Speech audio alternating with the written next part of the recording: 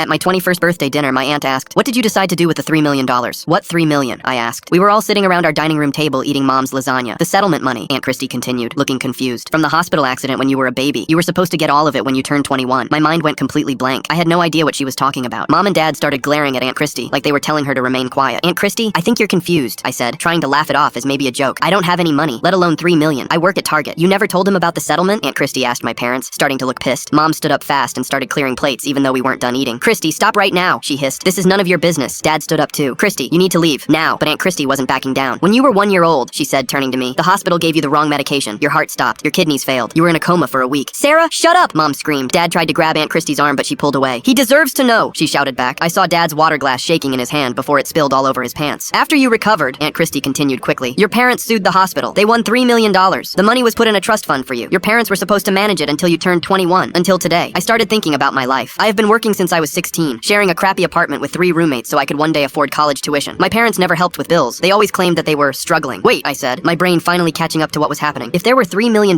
with my name on it, where are they? Why have I been living like this? Why did you tell me we couldn't afford college? Dad wouldn't look at me. Mom kept washing the same plate over and over, scrubbing it so hard I thought it might break. Mom, Dad, my voice was getting louder now. Where is my money? We were going to tell you, Mom finally said. She was crying now. Tell me what? I stood up, but my legs felt weak. That you had $3 million for me this whole time while I was working double shifts at Target? It wasn't just your money, Dad suddenly shouted. We raised you. We paid for your food, your clothes, your childhood. We deserved something. Deserved? I couldn't believe what I was hearing. We invested it, Mom said quickly. For your future. We technically didn't spend it. Invested? Aunt Christy laughed, but it wasn't a happy sound. Tell him the truth, dear. Tell him about Vegas. Tell him about the cruises. Tell him about the gambling. Those were business opportunities, Dad yelled. We were building wealth for the family. Everything clicked in my head at once. All those weekend trips my parents took. They called them business trips, but Dad worked at a hardware store and Mom was a receptionist. I trusted them, but what business trips could they possibly have? Did you spend my money gambling? I suddenly felt sick at the implication. The money from when I almost died as a baby? You spent it on casinos? We were trying to make it grow, Dad said. We thought we could turn it into 10 million, 20 million, for all of us. How much is left? I asked. Nobody answered. How much is left? It doesn't matter, Mom said. We're your parents. We know what's best for you. Tell me how much. About 30,000, Dad finally whispered. I did the math in my head. $3 million